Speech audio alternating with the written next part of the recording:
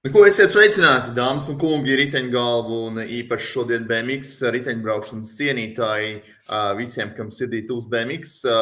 Mans šīs dienas viesis ir mums visiem ļoti labi zināms.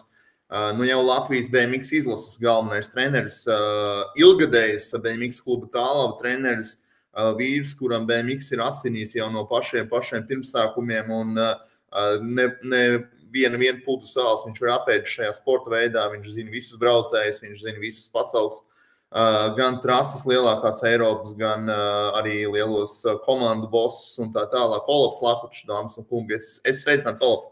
Sveiks, Toms. Labdien visiem. Svaigākā ziņa, Olaf, tu esi atceļojis no Eiropas. Tu biji Beļģijā, pastāsti, ko tu tur darīji un kāds bija tavs ceļš? Šausmīgi ātrs brauciens līdz Beļģijai. Es atzinu vienu busu, kuru mēs taisamies lietot BMX vajadzībām, lai mums būtu vieglāk, ātrāk un, teiksim tā, lai mums nebūtu nekādas problēmas. Mēs esam diezgan apauguši cilvēku skaita ziņā, un tad mums ir akūta nepieciešamība pēc transporta. Tad tāds iespēja bija, un es viņu izmantoju. Super. Eiropā ir viens arī tāds atslēgas cilvēks, kas ir ilgadēji arī palīdzējis ne tikai tev, bet arī vispār Latvijas BMX-am, Niko Van Dartels, ko mēs vairāk arī droši vien liela daļa zina pēc viņa bildēm kvalitatīvajām, kuras arī mēs izmantojam. Kā izveidojās jūsu draudzības, starp citu? Sākumā draudzība jau izveidojās Niko ar Ivo un manu brāli Ivo un ar Vanagu Jāni. Bet, par cik es tur patās visu laiku netālu biju, tad mēs arī tā kā sapazināmies, sadraudzējāmies. Un, jā, viņš ir viens no tādiem cilvēkiem, kas ir ļoti daudz darījis, teiksim, Latvijas BMX labā. Viņš bija tāds stūrakmens, kas mums palīdzēja ar iekļūšanu Eiropas komandās, ar iekļūšanu Eiropā pašā pa sevīm kā tādā. Un praktiski laikam īsti nav Latvijā neviena braucēja tāda, kas nav startējis zem kāda no brandiem, ko Niko ir teiksim, uzturējis komandas. No sākuma bija formulas komanda, pēc tam bija trill komanda. Un, jā, praktiski tas sākums ir visiem. Eģus Reimans tur ir bijis, Kristens Krīgers. Vineta Petersona ir bijusi arī. Jā, Vineta Petersona ir bijusi, Līva, Līzete Glāzere, Edvards Glāzers, Mikus Strasdiņš. Tā kā, principā, pa lielam tas iesākums ir visiem. Tas pirmais solīts ir palīdzība no Niko puses. Un tad jau tālāk ir. Tad Niko ir tas, kurš deva iespēju, un visi pārējie to varēja izmantot. Tik tiešām arī man tā saikne ar viņu ir bijusi vislabākā. Man tā vairāk kā komunikācijas cilvēkam viņa bildes allaži ir bijušas super kvalitatīvas, un arī tā, manuprāt, tā pagājušā gada sadarbība ar federāciju arī no viņa, tā teikt, iegādājās šīs bildes arī, kur visi mūsu braucēji mēs beidzot varam arī sevi labi pasniegt arī publiskajā vidē, jo tās bildes ir kvalitatīvas, viņas pats galvenais, viņas ir operatīvas, jo uzreiz pēc mačiem viņas var dabūt. Es atceros, ka Niko bija šeit pat Eiropas čempionātā Valmierā. 19. gadā arī mēs sēdējām info centrā, mediju centrā. Viņš uzreiz pēc mačiem bildes bija gatavs un kvalitatīvs pats galvenais. Jā, jo tagad pašreizējā brīdī viņš ir tā kā nedaudz atgājis no komandas lietām. Un principā pa lielam ap divu ar sievu ir pievērsušies tiešām pilnīgi profesionāli šai te fotografēšanai. Viņš ir pilnīgi visās sacensībās. Tā kā kontakts vispār nav zudis, visu laiku mēs uzturam kontaktu, un ja pirms tam mēs izmantojām viņu kā atspērienu punktu komandās, tad tagad mēs izmantojam viņu kā PR cilvēku, no kura mēs varam dabūt tiešām fantastiskas bildes. Viņš ir tāds, ka ja viņš dara, tad viņš dara līdz sirds dziļumiem. Profiņš savā jomā, profiņš. Gan kā komandas vadītājs, gan tagad arī kā superfotogrāfs. Jā. Vēl viens pavisam svaigs notikums, Olaf, kas arī nāca ar tavu iniciatīvu, ar Valmieriešu iniciatīvu, tie ir VFS mači, kurus jūs taisījāt. Es par viņiem uzzināju no BMX WhatsApp grupas, kad ir šādi mači, un, manuprāt, arī ļoti labi jums izdevās arī uzmet aci nedaudz rezultātiem, bet pastāsti pats, kāda bija tā ideja, mačiem un kā tu esi apmierināts ar sportistu rezultātiem?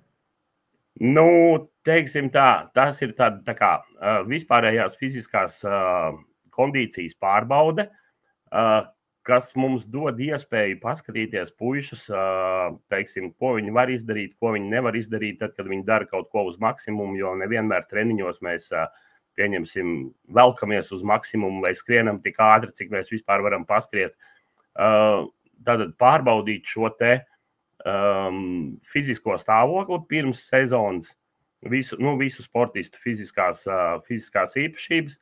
Tad otrs ir sapulcināt visus Latvijas 15 plus braucējus. Mums bija tas, tā kā mēs netaisījām mazākajiem, mums bija 15 plus, tātad jaunieši un junioru un elite. Mēs viņus, tā jau bija otrā reize, kad tā kā manā vadībā taisījām, mēs 23. gadā taisījām tādus pašus, un 24. gadā sakarā ar olimpisko sezonu un ātro sezonas sākumu mums viņi nedaudz izpalika, bet mēs viņus mēģināsim ieviest kā tradīciju. Kā tradīciju, kur mēs varam sapulcināt visus. Tas formāts ir atvērts, var piedalīties jebkurš. Tātad 15 plus mēs neskatāmies, vai tas ir izlases dalībnieks, vai tas nav izlases dalībnieks, jo principā pa lielam izlases kandidātu mēs esam lielākoties visi. Un tajā pašā laikā mēs arī klātienē redzam jaunos braucējus un teiksim, pavisam nedaudz viņus iepazīstam un apmēram saprotam, ko kurš var izdarīt un kāpēc var izdarīt. Bija jau kāds sportists vai kāds rezultāts, kas tevi pašu pārsteidz, vai kas bija tāds, wow? Jā, mēs kopā bijām 24 cilvēki, 24 sportisti. Mēs sestdien no 11 rītā līdz 4 vakarā baigi šausmīgi sportojām. Pirmā sadaļa bija tīra riteņa sadaļa, otrā sadaļa bija vieglatlētikas sadaļa. Bija kādi ļoti augstvērtīgi rezultāti. Viens no tādiem, es nezinu, vai tu redzēji viņu vai neredzēji, man liekas, ka tu neesi tajā grupā.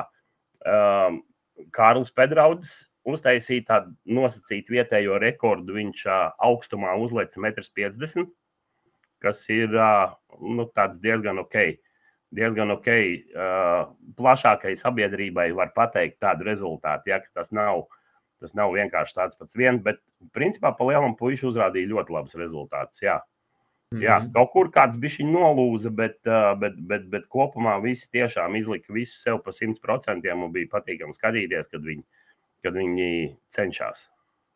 Es pats arī kaut kādus gadus 4-5 atpakaļ, man bija tā iniciatīva arī atjaunot šoseis un kalnu riteņbraukšanā VFS sacensības, un es atceros, mēs sākām ar vēl toreiz bija pandēmija ar maskām un visu pārējo ar kaut kādiem arī 60 dalībniekiem, un šogad jau gan 200 dalībnieku sapulcēja Murjāņu sporta ģimnāzijas manēžā, un arī Lietuvas izlases pat jau brauc. Tā kā tie VFS mači, viņi arī, kā es to skatos, viņi arī forši saliedē sportists. Viens ir pārbaudīt fiziski, bet otrs arī apskatīties, ko katrs ziemā ir padarījis, un tīri arī no socializēšanās viedokļa nav slikts pasākums. Jā, noteikti. Mums arī ir bišķiņ foršāk, tas nav tā, ka tā ir pirmā vai otrā reize. Mēs arī diezgan regulāri savā laikā taisījām, tad, kad bija vēl, kad Artūrs Matisons startēja, kad Toms Mankus startēja, tad mēs arī šādus te regulāri taisījām šos te testus, un principā pa lielam mums ir arī visa pagātnes informācija par to, kurš varēja cik uzspiest, cik varēja aizlekt, cik augstu varēja aizlekt, un tad jauniem ir tā iespēja arī principā sev salīdzināt ar 10-15 gadus veciem rezultātiem. Kādi bija tie vingrinājumi un tie uzdevumi? Tā pirmā sadaļa bija tīra, kas attiecās uz riteni, kā tādu. Mēs braucām ar BMX riteņiem sprintus. Mums Valmierā ir fantastiski iespēja ziemas laikā izmantot skrejceļu Valmieras Viesturu vidusskolā, kur mēs braucam reizi nedēļā sprintus. Tur gan viņš ir 70 metri garš, vairāk par 30 metriem mēs nevaram nobraukt, bet bija 30 metru sprints no vietas, bija 30 metru sprints gaitā, un uz vatbaika mēs uz vadbaiku mēs mērījām jaudu. Tie bija tādi, kas attiecās uz riteņiem, un pēc tam mēs pārvācāmies uz Daliņu stadionu, un tad Daliņu stadionā tā jau bija vairāk vieglatlētika, kur mēs skrējām 30 metrus no vietas, 20 metru gaitā, lecām tālumu, lecām trīsvardīti, lecām uz paaugstinājuma, pievilkāmies, spiedām, un ko mēs vēl darījām? Man liekas, ka tas arī viss. Tāds komplekss pārbaudījums, kurā ir no visiem. Komplekss pārbaudījums, jā, kas ir nedaudz arī paņemts no šiem te IZM noteikumiem, teiksim, kas mums arī ir ikgadējie katram, kas ir sporta skolā, ikgadējie testi, bet mēs mēģinājām uztaisīt to vingrinājumu kompleksu tādu, lai mēs arī apmēram kaut ko redzam, lai mēs varam daudz maz nomērīt ātrumu, lai mēs varam daudz maz nomērīt spēku, lai mēs varam redzēt, kāda ir jaudas, tad ātruma un spēka kopsavilkums jauda. Tagad tāds ļoti vispārējs. Ļoti vispārējs, kas daudz maz parāda to fizisko kondīciju braucēju. Un arī tiem, kuriem ir jāpieliek, viņiem tā ir nenormāla motivācija. Vēl dzīvot klāt un panākt pašu pedraudz vai... Ir cerība, ka viņiem ir motivācija, jā. Ir cerība.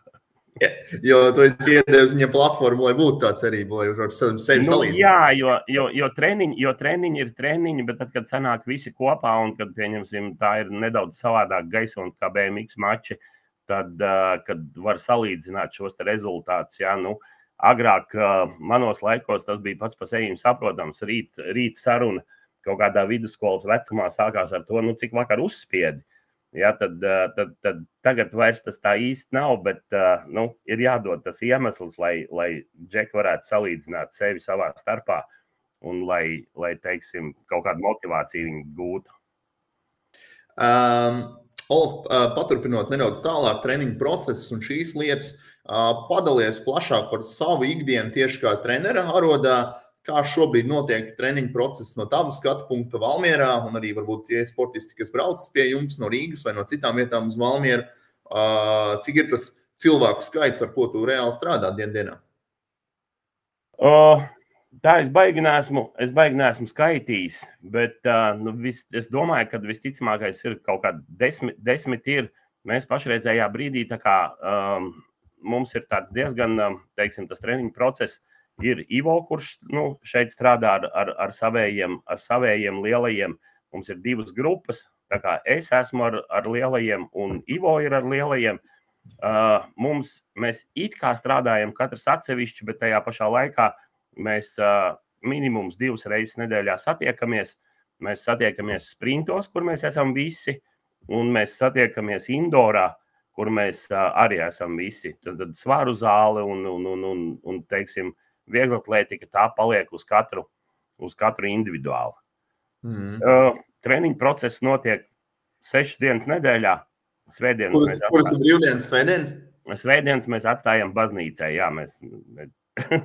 Tas sveicīt uz baznīcu. Kaut kā apmēram tā, jā, bet mēs tiešām strādājam 6 dienas nedēļā.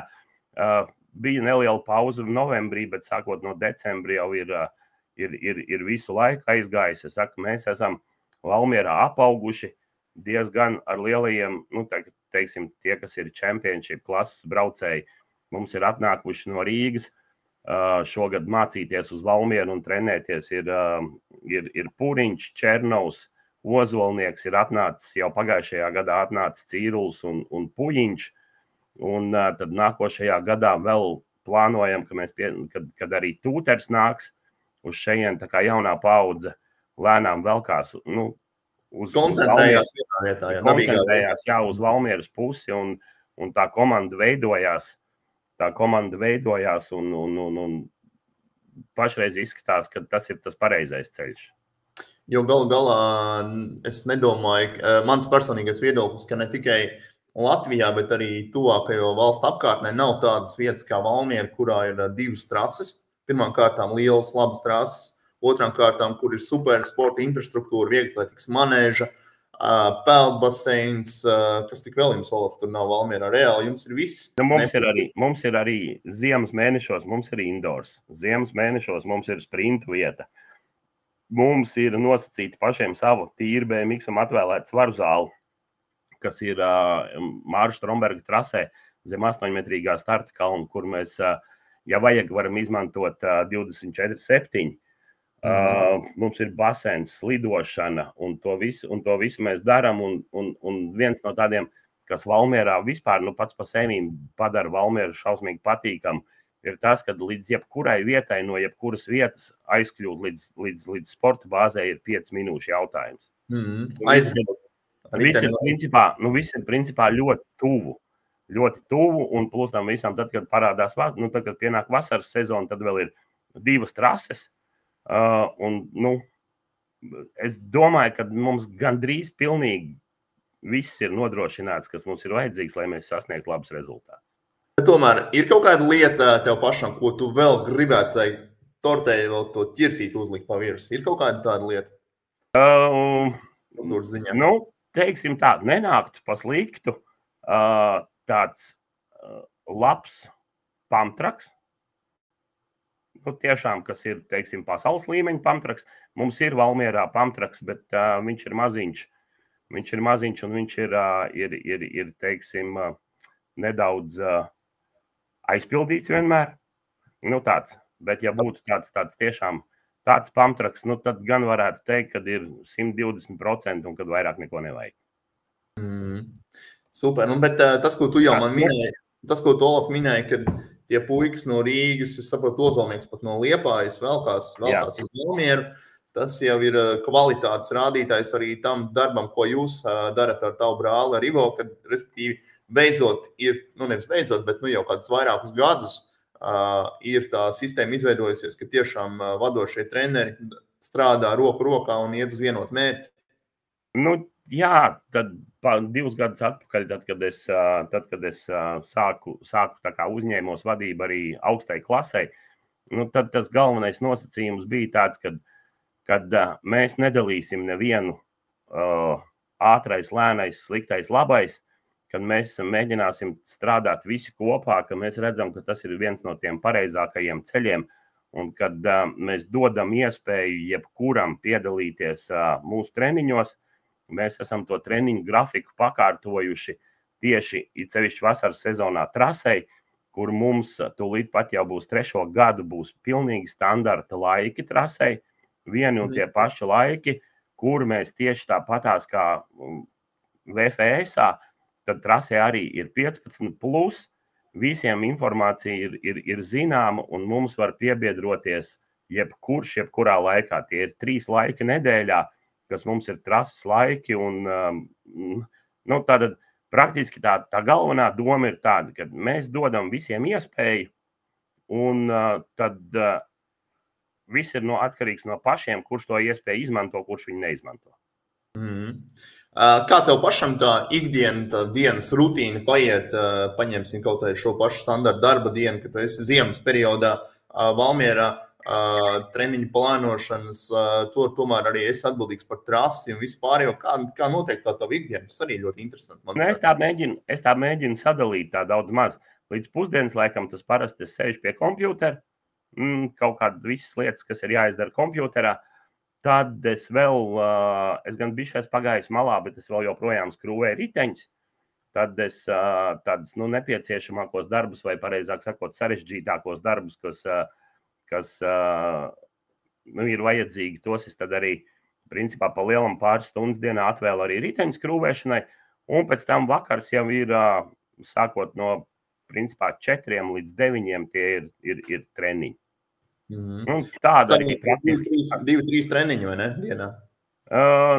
Jā, 2 treniņi. Lielajiem ir dažas dienas, ir 2 treniņi, bet es vēl arī esmu nedaudz tomēr uzvaktēju visu procesu, kas notiek ar tālavu, arī nedaudz tālavas grupas trenēju. Tā kā, ziemas mēnešos tas ir vienkārši, tu pa stundām visu saliec un viss ir, teiksim tā, ir izdarāms. Tu jau iesāki pieminēji sportistus, kuri devušies mācīties uz Valmieru, bet es zinu, kad vismaz pagājušā gadā treniņu procesā iesaistījās arī mūsu pagājušā gada abi labākie juniori, gan Langmans, gan arī Apels. Vai arī šogad līdzīgs plāns jums ar viņu treneru Edžu ir arī kopīgi darboties arī trasē? Jā. Viņi piebiedrojās, pat tagad ziemas mēnešos viņi bija pāris reizes atbraukuši. Apelīts bija vienu reizi un Edžs Langmans bija vairākas reizes uz indoru. Viņi arī pat ziemas mēnešos mēģina nedaudz piebiedroties mums, bet sākot ar pavasari ir plāns tāds, kad mēs viņiem mēģināsim atrast šeit Valmierā, kur dzīvošanu nodrošināt. Un lai viņi var, teiksim tā, lai nav jābraukā, bet lai viņi kaut kādas dienas var pavadīt Valmierā, tā kā, lai viņiem tas ir vieglāk. Bet, kontakts ir un mēs esam atvērti pilnīgi visiem. Es saku, mēs dodam iespēju sportistiem un treneriem, tikai viņi ir jāizmanto. Samērā drīz jau tiek kravāti koferi un Latvijas BMX vadošie spēki dodās uz nometni. Pastāstīt, uz kurien dosties un kāds ir uzdevums tur? Koferi jau tiek krāmēti šodien, mēs jau lidojam projām rītdien. Principā tas ir trešdienas rīts. Mēs lidojam rītdien, mēs dodamies uz Alicanti, uz Spāniju, kas ir tāds viena no labākajām vietām, kur ziemā trenēties. Pirmkārt, laikapstākļu ziņā, otrkārt, tas, ka tur ir 5 trases, 40 km rādījusā, un vienmēr var atrast kādu trasi, ja pieņemsim tur pūš vējš vai vēl kaut kas, vienmēr var atrast kādu trasi, kur ir pavējš, pretvējš, kur nav sānvējš. Un tur tiešām ir tāds, priekš ziemas mēnešiem ir viena no labākajām vietām, kur trenēties. Mēs dodamies liels cilvēku pūlis, 18 sportisti un 2 treneri. Es un Ivo šoreiz būsim tā kā līdz, un 18 sportisti. Un mēs būsim no 26. līdz 10. martā. Būtībā tie ir Valmieras sportisti vai arī visi Latvijas sportisti? Arī no citiem tie ir visi Latvijas sportisti. Mēs lielos vilcienos ar treniņu nometnēm ir stipri līdzīgi, kad mēs arī uztaisam atvērtu nometni, kurš grib tas pievienojās. Un, teiksim tā, ja būtu 200 cilvēki, tad iespējams mēs sāktu domāt par to, bet tieši tāpatās. Praktiski tas ir junioru, sākot no junioru vecuma, un uz augšu, tātad visi, kas grib, tie var mums pievienoties. Un tu jau iesāki par trašu dažādību, kas tur ir. Droši vien arī fiziskie treniņi tiks turpināti. Vispār tas Jā, mums būs diezgan noslogots grafiks. Ja mēs uz turieni esam aizbraukuši, tad 100% ir plānota vismaz viena trasa dienā, tātad katru dienu pa vienai 2-stundīgai noteikti trases sesijai, un pēc tam vakarpusē tie jau ir palīgi treniņi, kas ir, teiksim, sprinti, svaru zāle un tā tālāk. Viss, kas attiecās, bet tā, kad nebūs nevienas brīvdienas. Brīvdiena būs pēc tam, kad mēs atbrauksim mājās, bet tā mēs, principā, pa lielam 10 dienas, no rīta līdz vakaram. Un par cik nav sacensības beigās, jo mums ļoti bieži ir tā, ka treniņu nometnes beidzās ar sacensībām, tad ir vajadzīgs kaut kādas atpūtas dienas pirms sacensībām un tā tālāk. Tad tagad ir visas 10 dienas mums sacensības, tikai tuvākās ir marta beigas. Tad mēs tiešām tā, kad izmantosim pilnīgi visas dienas. Plāns mums ir salikts, jā. Un pēc vajadzības, tātad brīvu dienu točs nebūs. Ja jutīs, ka džeki lūst nost, tad pēcpusdiena būs brīva. Tad būs viens treniņš dienā, nevis divi. Jā, tad būs viens treniņš dienā. Jā, atpūtas diena varētu būt viens treniņš dienā. Bet, būtībā Olaf piekritīs tāda ļoti koncentrēta, jaudīga nometne, lai ieliktu to bāzīti vēl padziļinātāk un lai to Eiropas kausu, kas būs, kā jau tu teici, marta beigās Itālijā, Veronā, būtu tā gatavība. Tā mēs plānojam, jo tur arī ir 8-metrīgais startkalns pieejams un tiešām mēs, principā, pašreizējā brīdī mums ir šausmīgais lielais plāns ir tāds, kad mēs tagad aizbraucam uz Alicanti, 10. martā atbraucam atpakaļ. Ilgtermiņa prognozes rāda, ka varbūt mēs pat uzreiz tiksim arī ārā. kad marta vidus būs tāds, kad mēs jau varēsim vismaz kaut kādu daļu no trases braukt. Tad ir vēl neliela plānota nometnīte pirms Veronas. Mēs braucam uz nedēļu. Tur mēs aizvadām 3 pirms sacensību treniņus, un tad aiziet sezona. Uz Veronu gan nebrauc juniori. Veronas trase priekš pirmajiem posmiem ir tāda diezgan sarežģīta un tāda, un par cik šogad ir tas Eiropas čempionāts, tad lielākoties uzsvars ir uz to Eiropas čempionātu, un tad brauc tikai un vienīgi U23 vīri uz turien, uz Itāliju, un pēc tam viss pārējais, lielais vairums, tad mēs sākam ar Zolderu ar 2. posmiem. Jā, Zoldera ir tāda lielā, manuprāt, tāda pamatbāzes trasa, tāda atklāšanas vieta, tradicionāli jau pavasarī. Jā, bet arī pirmajos posmos jau vispār arī Veronā vienmēr ir milzīgs daudzums ar sportistiem. Daudz latviešu un īpaši mazie ļoti daudz. 9, 10, 11, 12, 13 gadnieki ļoti. Arī lielie. Lielajos posmos arī lielie ir. Pieņemsim, pagājušajā gadā, ja nemaldos, bija kaut kādi pie 120 junioriem, ap 100 U23 vīri, tad elitnieki bija ap 60, kas ir pietiekoši. Daudzums, jā. Visi sezonas sākumā grib samērīties ar spēkiem, kurš atrodas. Olaf noraksturo varbūt vispār no sava skata punkta šo starptautisko gaidāmo sezonu, kas būs loģiski latviešiem, domājot, tam galvenajam notikumam būtu jābūt Eiropas čempionātam, kas notiks Valmierā, bet tāpatās turpat ir Dānijā pasaules čempionāts. Kādi būs tie jūsu pīķi un tie jūsu skatījums uz kopējo kalendāru prioritātēm, teiksim tā? Pīķis viennozīmīgi ir Eiropas čempionāts. Kad viņš atkal pie mums atgriezīsies, to neviens nezina. Tādēļ, principā, pa lielam visa sezona būs pakārtota Eiropas čempionātam. Pilnīgi visa sezona būs pakārtota Eiropas čempionātam. Protams, neaizmirstot pasaules čempionātu. Un vēl joprojām neaizmirstot, teiksim, Eiropas kausu. Bet Eiropas kauss vairāk tiks likts kā sagatavošanās sacensības. Skatīsimies, ja mums kaut ko vajadzēs izlaist, tad mēs izlaidīsim, jo mums pašreizējā brīdī, teiksim, ar Eiropas kausiem ir tā, ka, ja būs kaut kādi nelabvēlīgi apstākļi vai pieņemsim, vēl kaut kas, tad mēs bez sirdsapziņas pārmetumiem tās sacensības varēsim izlaist, lai tiešām nekas nenotiktu un lai gatavošanās uz Eiropas čempionātu, teiksim tā, lai nekas netraucētu gatavošanās ciklam uz Eiropas čempi. Jo pagājušajā gadā bija, man ir jāraksta atskaits, un es pagājušajā gadā no 11 braucieniem, par kuriem man bija jāraksta atskaits, 5 rakstīju, kad ir nelabvēlīgi laikapstākļi, kad ir atceltas gongas, kad ir vētra un kad ir tas un šitas. Un tad, teiksim tā, pagājušā sezona bija no laikapstākļu viedokļa bija diezgan briesmīga. It sevišķi pats sākums, kur 4 mačus pēc kārtas bija tā, ka īsti nevarēja pabraukt, līdz ar to arī sezonu īsti neaizgāja. Tad šogad cerams, ka viss būs labi. Tad viss paliks pagājušajā gadā. Viena no lietām, ko aprunājoties arī ar BMX vidu cilvēkiem, kas tevi, Olaf, raksturo, ir tas, ka Olafs ar relatīvi ierobežotiem resursiem vienmēr centīsies izspiest maksimālu rezultātu. Tas, kas, manuprāt, arī raksturo ļoti labu arī komandas menedžeri un vadītāji. Vienalga, vai tie būs braucieni, ja varēs sametīsies degvielai, aizbrauks, kur vajadzēs, bet aizbrauks.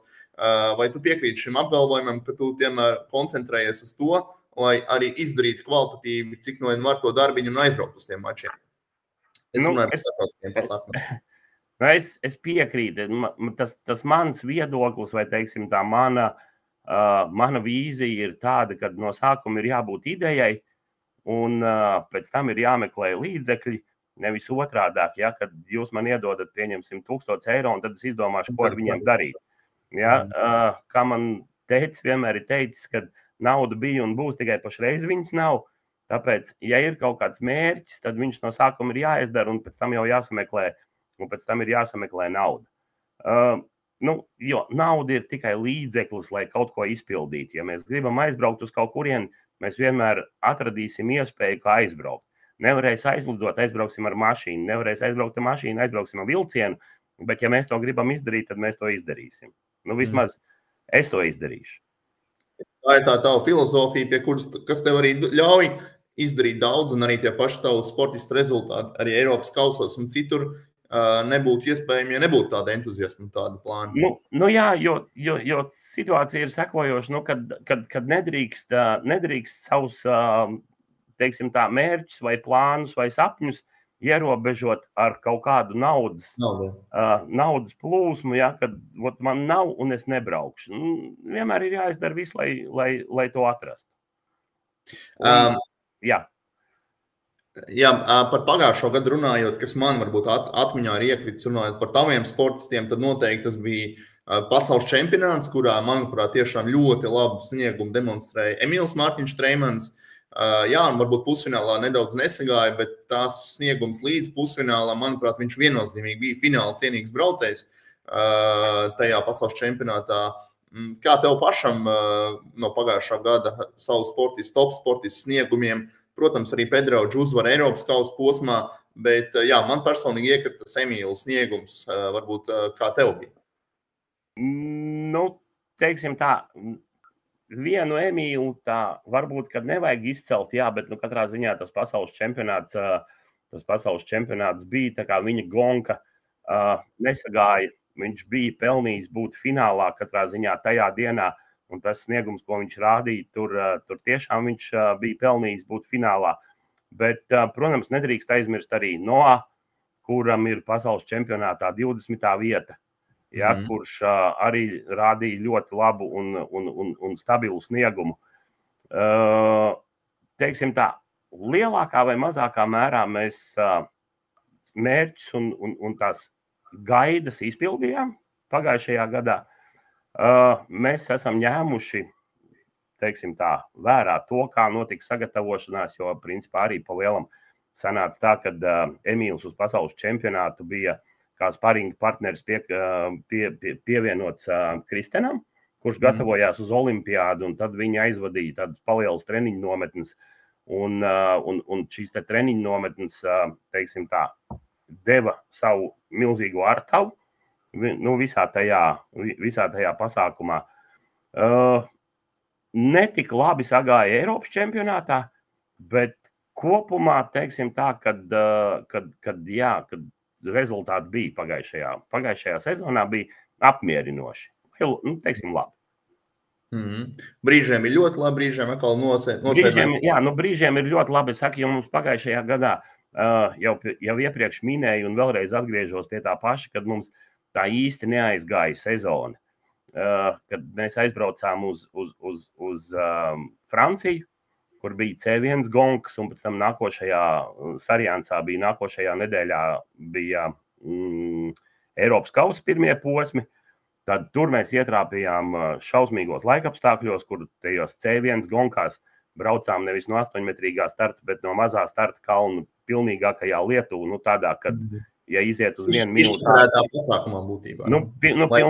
Pilnīgi, jā. Un pēc tam nākošajā nedēļā, pēc nedēļas tieši ir tā kā Eiropas kausi, un Eiropas kausos pirmo dienu atceļ, tāpēc, kad ir vētra, un otrajā dienā gonka notika, bet tāda samocīta. Un tad mēs aizbraucam uz 3. posmiem uz Zolderu, un Zolderā atkal ir lietus un dubļi. Un tajā brīdī neaizgāja sezona, un tajā brīdī mēs īsti netikām atpakaļ tajā ritmā, kurā mēs bijām plānojuši, ka mēs būsim. Kristens Krīgers noslēdz savu profesionālo karjeru, bet viņš ir tavs kolēģis Valmieras sporta skolā. Un, kad es pats ar viņu runāju arī vienā no šīm epizodēm, viņš teica, ka viņš labprāt arī turpinātu palīdzēt arī treniņu procesā ar savu līdzdalību pašos treniņos. Kāds ir plāns viņa iesaistīšanā jūsu sezonas izlases aktivitātēs? Viņš pašreizējā brīdī ļoti aktīvi strādā ar jaunajiem sportistiem. Plus tam visam, kā tu pats, es noklausījos to podcastu, tad Kristens ir arī rehabilitācijas procesā. Un pašreizējā brīdī mēs viņam nedaudz ļaujam teiksim tā, pierast pie jaunās dzīves kārtības, pie jaunā situācija, jo tomēr tas ir diezgan drastiski savādāka dzīve, tad, kad tu esi sportists un tad, kad tu esi nosacīti treneris un cilvēks parastais, bet principā pa lielam mēs par viņu aizmirsuši neesam.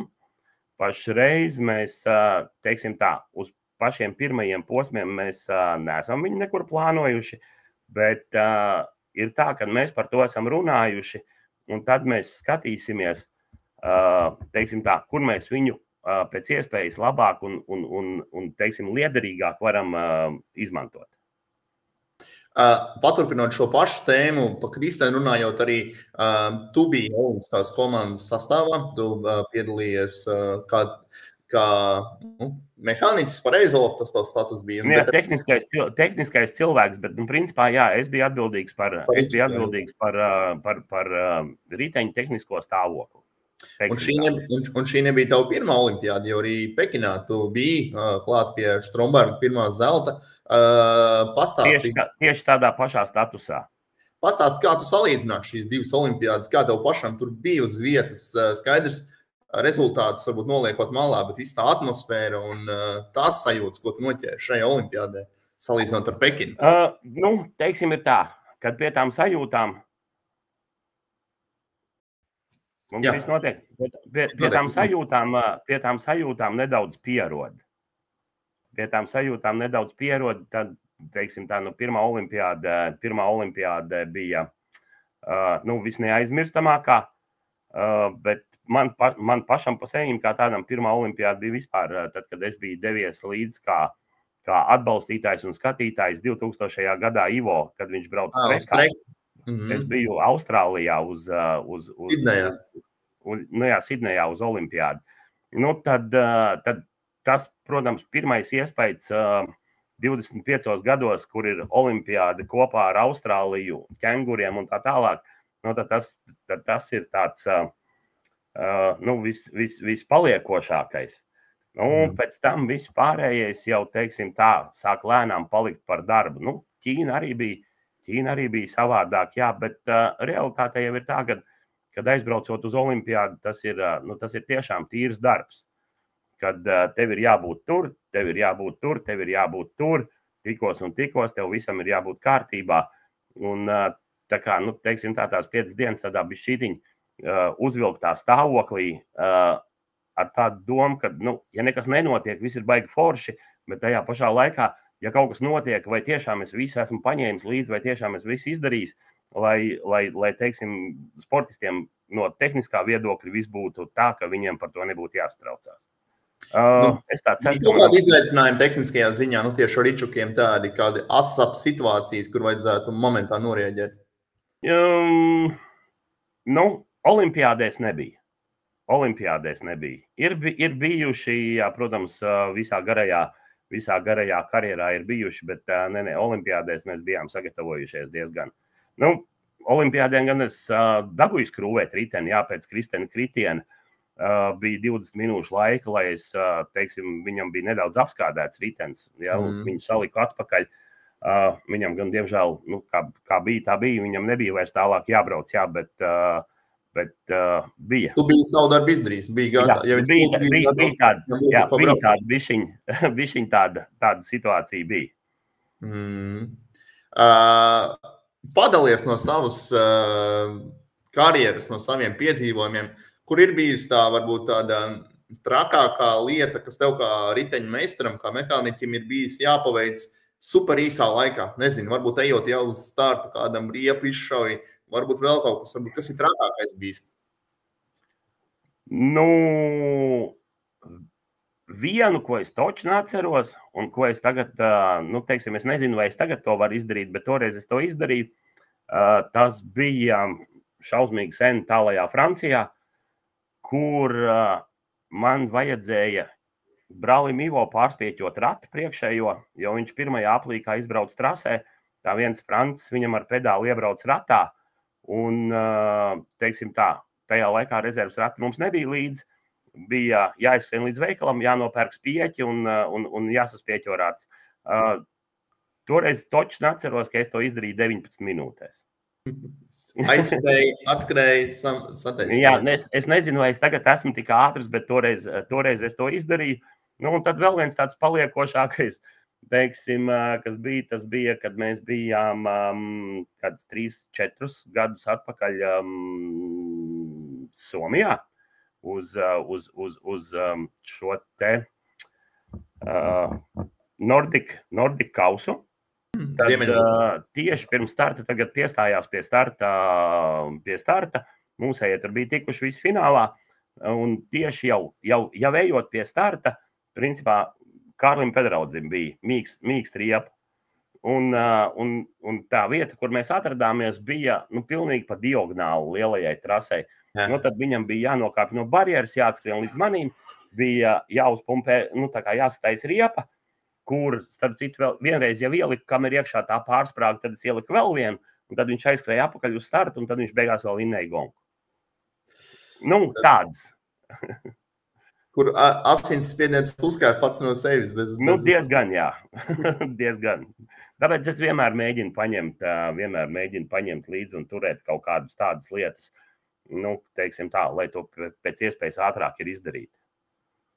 Ja runājam par vīriešu puišu, tieši BMX riteņbraukšanu meitenēm, varbūt ir droši vien cits nedaudz stāsts, bet tieši par puišiem runājot, pēc Kristena Krīgera karjeras beigām, kas uz tavā skatījumā būs tie mūsu vadošie braucēji, kuriem tā lielais vezums būs jāvelk vismaz šajā sezonā, vai ir kaut kādi jau, skaidrs, mums ir Langmans, kas pāriet uz U23, mums ir jau tāvi džeki, kas ir Pedraudzes, tāpatās, protams, arī Treimans, kas jau ir rūdīti U23 braucēji. Kas mums tajā galgalī būs šogad un kādi varbūt tie akcenti no tavas puses, no tavas skatījuma punkta? Mums pašreizējā brīdī vispār ir beidzot pienākusi totāla paudžu maiņa.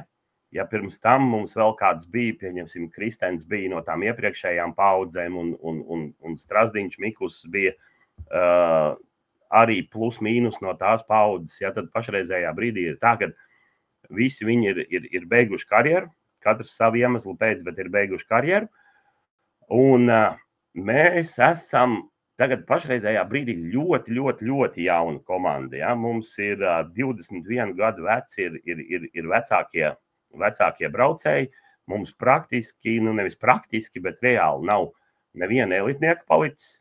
Ja mums bija Kristens, bija elitnieks, Mikls Strasdiņš bija elitnieks un Rinalds Jānis Kārtiņš bija elitnieks, ja, tad viņi ir noslēguši savas aktīvās gaitas, un mums vairs vīru konkurencē nav neviena elitnieka, tā kā praktiski U23 būs tie, kas arī visu to pasākumu vilks. Tur ir 4 izteikti līderi ir. Tas ir Langmanis, Kārlis Pedraudzis, Mārtiņš Emīls Treimans un Noa Rafaels Lāke. Tie būs tie, kas pašreizējā brīdī būs tieši šogad būs tie vilcēji. Tad visiem pārējiem ir iespēja pievilkties klāt. Apels paliek juniors, viņš būs otrā gada. Viņš vēl ir otrā gada juniors. Bet mēs skatāmies uz šo te komandu, mēs jau lēnām sākam domāt par nākošajām olimpiskajām spēlēm, par to, kad praktiski jau pēc pusotra gada sāksies atlases cikls, un teiksim, tad mums ir šī te jaunā komanda jānostiprina un jāizdara viss iespējamais, lai viņi ļoti labi iedzīvotos visā tajā pasākumā un lai viņi, pieņemsim, jau būtu gatavi cīnīties par kvotu uz olimpiādi, tad, kad pienāk šis te brīdis. Mēs pašreiz tikai vēl plānojam, mēs, protams, nezinām, kāda būs atlases sistēma, bet visticamākais, ka ļoti nekas nemainīsies, kad tas laika posms atlasē būs precīzi tāds pats. Principā lielos vilcienos kritēriji plus mīnus vajadzētu būt tas pats. Viņi bija diezgan labi sanākuši. Un tad mēs jau domājam 2 gadus uz priekšu, kas principā priekš mums būs liels izaicinājums, jo mums būs elitnieki, kuri būs nosacīti pašreizējā brīdī pirmā gada elitnieki.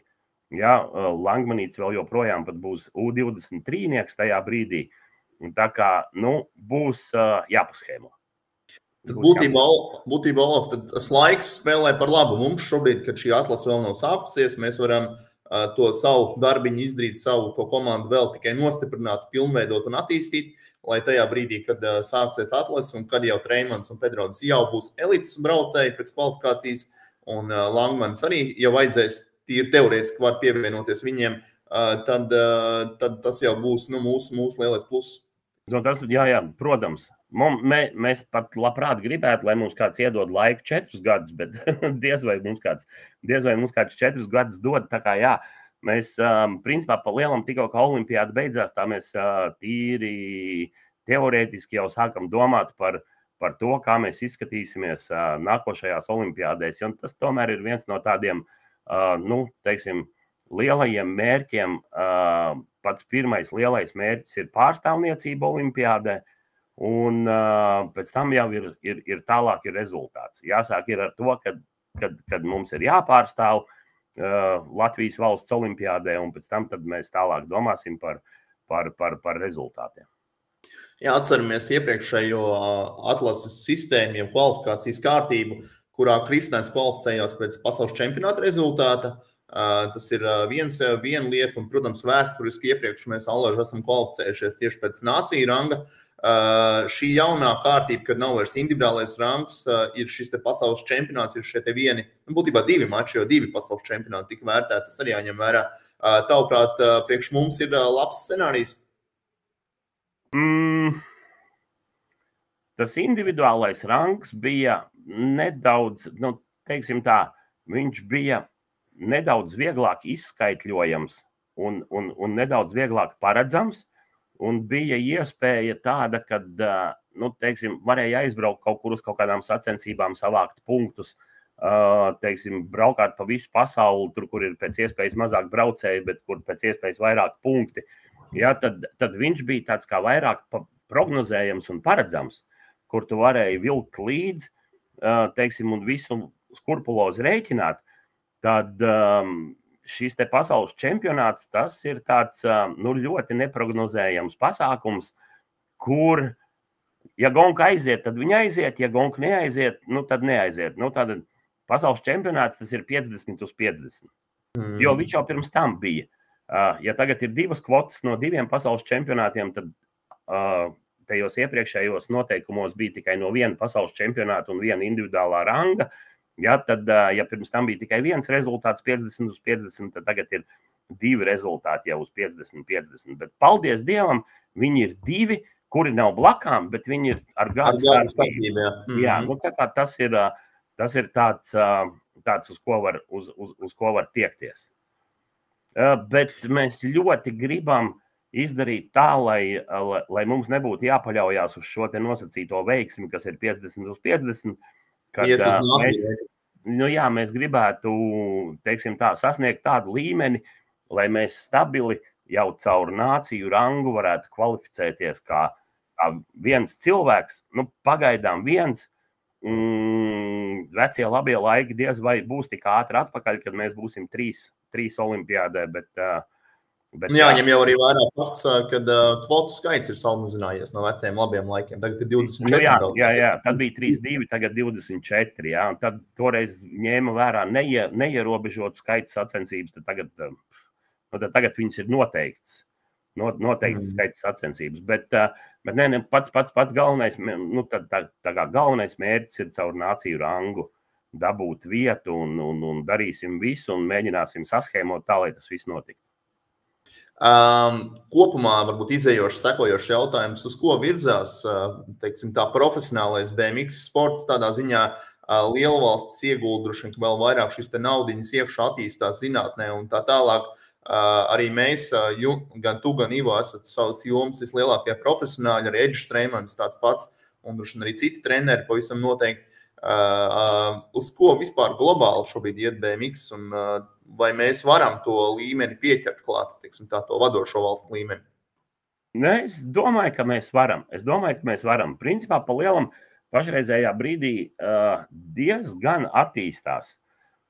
Ja pirms tam tas bija tāds ļoti neformāls un neoficiāls sporta veids, ja, arī visā Eiropā bija viņš, nu, teiksim tā bija klubu sistēma, kur katrs strādāja savos klubos, katrs trenējās kaut kur, tad nu, tagad arvien vairāk un vairāk parādās šīs te nacionālās komandas, arvien vairāk ir valsts atbalsts, un principā pa lielam, nu, arī tā kā skatoties, tāpat parunājoties ar visām pārējām valstīm, ja, kad viņiem arī, ja viņiem pirms tam nekā līdzīgi kā mums, kā sporta skolas sistēma, ja, kur teiksim, ir tiešām, kur bērni trenējās, kur viņiem viss ir nodrošināts, tad viņiem arī kaut kas tāds lēnām veidojās.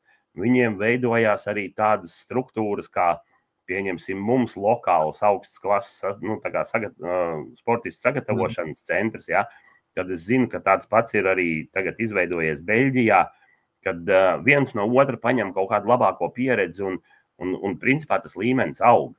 It sevišķi tas ir championship kategorijās.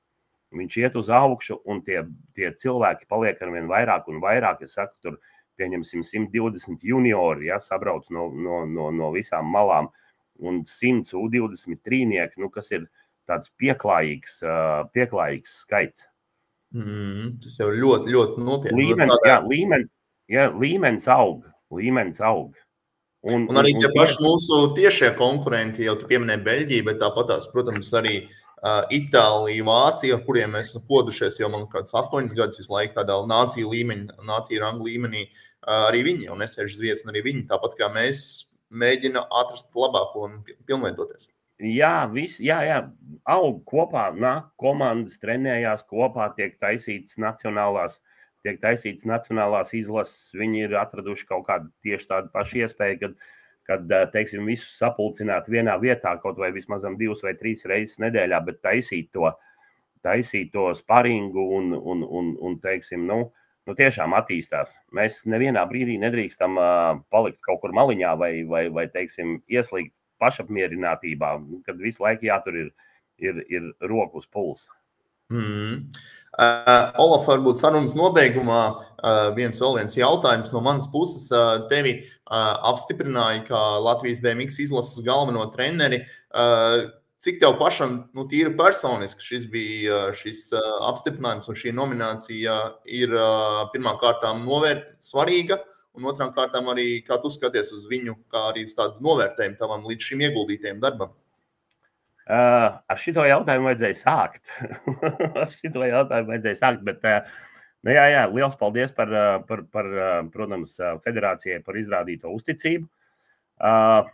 Protams, kad šis te galvenā trenera amats, viņš, teiksim tā, mūsu sporta veidā ir nedaudz savādāks. Nu, kā pieņemsim basketbolā vai futbolā, ja, tad lielākoties, nu, pirmkārt, tas ir sabiedrisks darbs, nu, tad bez atalgojuma.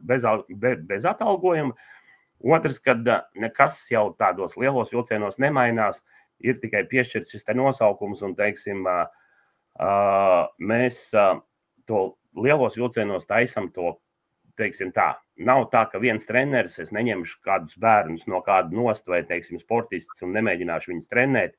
Mēs turpināsim strādāt tā, kā mēs jau strādājam 2 gadus, tikai tagad tas viss ir tā kā oficiālāk uzlikts uz papīra, ja, kad mums ir treneru komanda vai treneru korpus, kurā ir iekļauts es, Ivo, Treimaņeģus, Girts Kātiņš, ja, kad šie te būs tie galvenie treneri, tur vēl arī iesaistās ik pa brītiņam Lapsiņš, Jānis, ja, kad nu, tie ir tā kā tas galvenais virzītājs spēks, nu tad tā mana loma būs tāda, kad es mēģināšu, pareizāk sakot, nevis mēģināšu, bet vēl joprojām turpināšu darīt šo te koordināciju starp treneriem, starp labākajiem sportistiem, starp izlases kandidātiem, kad, lai mēs pirmkārt zinātu, ko, kurš un kāpēc dara uz kurieni, un kad, lai mēs kaut kādā brīdī varētu, pieņemsim, savākties kopā un uztaisīt kaut kādus tematiskos, teiksim, treniņus un tā tālāk. Vairāk tā kā tāda pāraudzības funkcija visā augšgalā, kas ir BMX, tātad Latvijas augšgalā.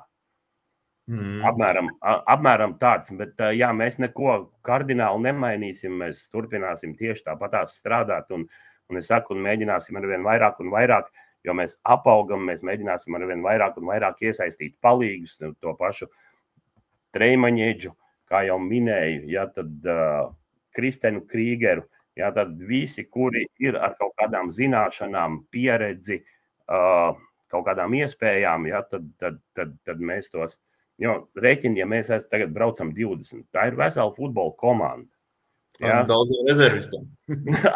ar daudziem rezervistiem, ja, kur jo vairāk cilvēku paliek, jo vairāk ir vajadzīgs apkalpojošais personāls riņķī un apkārt.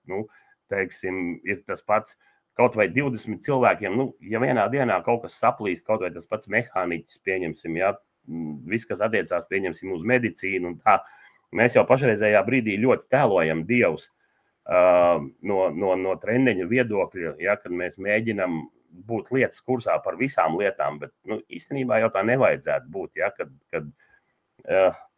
man nevajadzētu baigi satraukties par medicīnisko pusi, ja pieņemsim, bet tad, kad mēs aizbraucam uz nometni, tad tā ir realitāte, nav jau varianti. Jā, mums līdzekļi, tik cik viņi tie līdzekļi ir, tik mums viņi ir, un mums ar tiem līdzekļiem ir jāizdara maksimums, ko mēs varam izdarīt.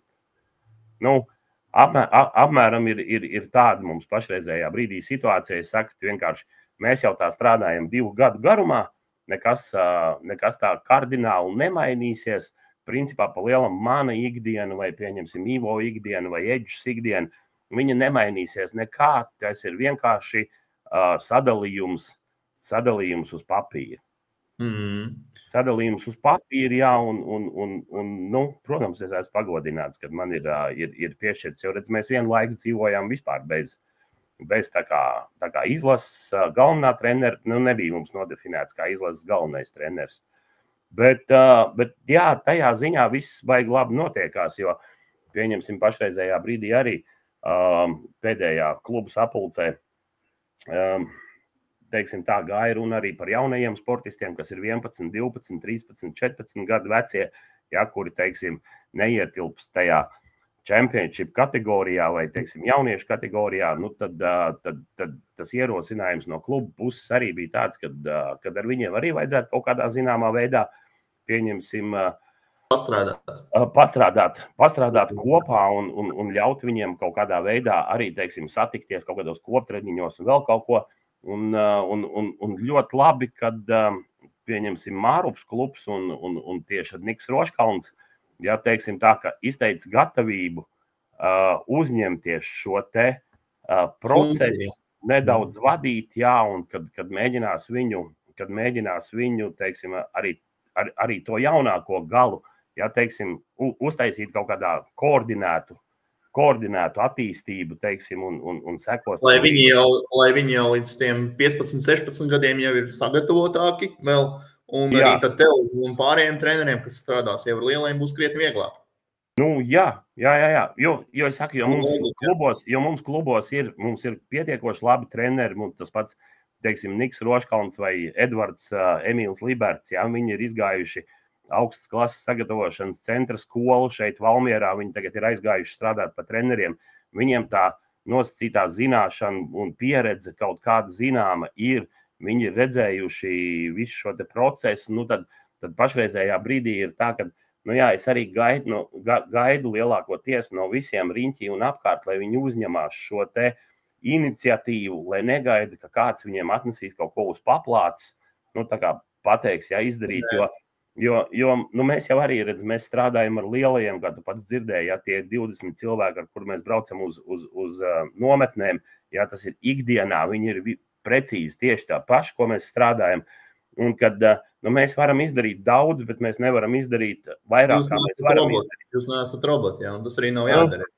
Tāpēc ir svarīgi sadeliģēt, un tas, ko tu teici arī par Mārupas iniciatīvu, ko Niks izteica un Mārupas klubs, manuprāt, tā ir tikai apsveicama, kad savā kopā arī jaunākos braucējus un viņus patestēt un patrenēt. Protams, pašreizējā brīdī jebkura iniciatīva ir šausmīgi, nu, teiksim tā, apsveicama. Ja, kad ir jāstrādā, nedrīkst sēdēt un gaidīt, ka kāds atnāks pie tevīm un teiks, tagad tu dari tā, tagad tu dari tā un tagad tu dari tā. Nē, ir katram jānāk ar iniciatīvu. Un tieši tāpatās, kā es sākumā teicu, ja, principā pa lielam no sākuma ir ideja, un pēc tam mēs, ja būs vajadzīgi līdzekļi, ja, teiksim, tad mēs tos līdzekļus atradīsim. Ja, bet pašreizējā brīdī, es saku, mēs nedrīkstam nevienā brīdī, teiksim, ierobežoties no tā, ka, mums nav nauda, mēs jau to nedarīsim. Tas nebūs tas pareizākais ceļš. Tas nebūs tas pareizākais ceļš un tas nebūs tas pareizākais attīstības ceļš. Protams, mēs neesam futbols, mēs neesam basketbols, mēs neesam profesionālā riteņbraukšana, šosejas riteņbraukšana. Jā, mūsu sporta veidā tā nauda apgrozās tik, cik viņa apgrozās, un viņa nav daudz. Es saku, paldies Dievam. Mums ir augstas klases centrs, tur jāsaka liela paldies ir Valmieras pašvaldībai un Izglītības un zinātnes ministrijai, ja, kad mums ir šie līdzekļi. Tagad ik pa brītiņam parādās, arī Valmierā jau 2. gadu ir uztaisīts Valmieras sporta vienība, ja, kur ir kaut kāds zināms papildus atbalsta iespējas. Jā, Rīgā tagad pašreizējā brīdī es kaut kur redzēju Facebookā, kad ir izsludināts augstas klases sportistiem pieteikšanās. Ja. Tur ir arī ir visās, teiksim tā, pašvaldības cenšas domā, nāk pretī un tad pa visiem kopā sagrabinot kaut kas sanāk.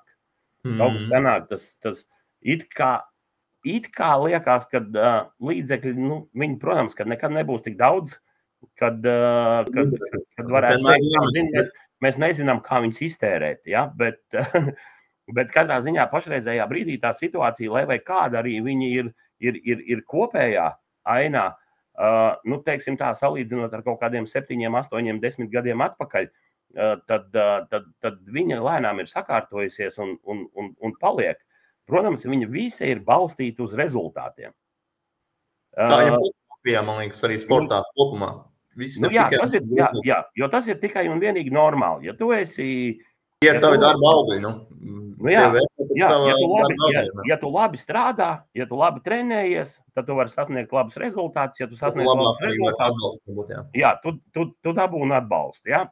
Protams, par 56. vietām nekādu atbalstu nevajadzētu cerēt. Tas ir jāsaprot. Ja, jātrenējās, jā.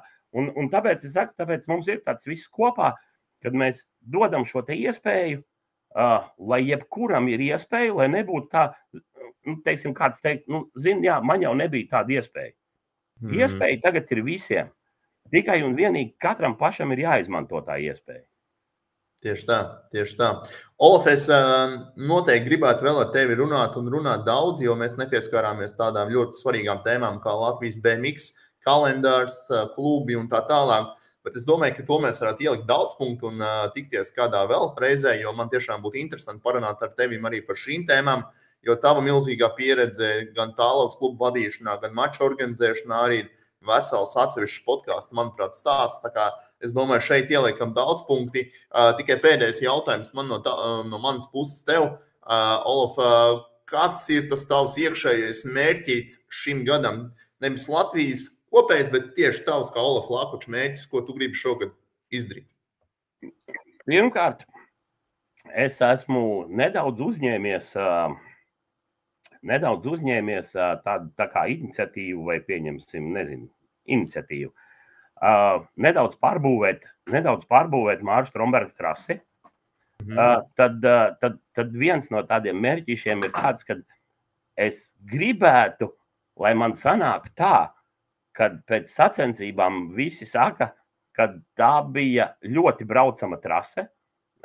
Es neceru uz to, ka kāds pateiks, ka tā ir labākā pasaules trase, bet kad viņa tiešām bija ļoti braucama trase un kad viņa ir droša trase un kad teiksim, sacensības noritēs viss baigi forši un skaisti un gludi, tad nākošais, protams, ir par sportistiem, kad es gribētu redzēt teiksim, lai katrā finālā ir vismaz 3 latvieši. Okay. lai vismaz ir katrā finālā 3 latvieši, protams, nerunājot par eliti, bet arī par jaunākajām grupām. Jā. Un tad, lai šis viss pasākums, lai turpinātos, lai viņš ietu to savu gaitu un lai viņš, lai būtu viss baigi forši, lai mēs strādātu vēl draudzīgāk, kā mēs pašreizējā brīdī strādājam. Un tad, ja tas viss būs, tad es varēšu vēlēties pēdējo vēlējumu, kaut man būtu nauda. Olaf, es novēlu tev pirmām kārtām, lai izdodas katra no šīm tavām iecerēm. Un es zinu, ka, kā jau tu pareizi teici, ja būs plāns, ideja, tad arī nauda atradīsies un viss saliksies pa vietām. Un tik tiešām paldies par to, ko tu dari, gan no manis personīgi, gan es domāju no visas Latvijas riteņbraukšanas saimnes. Galvenais veselība, tev izturība, jo tas ir svarīgākais dzinulis, tā veselība, lai mums visiem turās, lai mēs esam jaudīgi, enerģijas pilni, un tad jau arī viss saliksies pārējais pa plautiņiem. Ja liekam daudz punktu, un ja šitam raidījumam būs vairāk kā viens skatījums, tad paturpināsim. Noteikti būs. Kāds skatās, tā kā viens jau ir. Tā kā, Olaf, paldies vēlreiz. Paldies, Toms. Paldies.